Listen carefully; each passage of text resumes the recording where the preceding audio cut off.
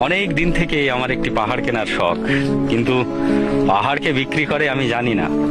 যদি তার দেখা পেতাম, দামের জন্য আটকাতো না। আমার নিজস্ব একটা নদী আছে, সেটা দিয়ে দিতাম পাহাড়টার বদলে। কে না জানে পাহাড়ের চাইতে নদীর দামই বেশি।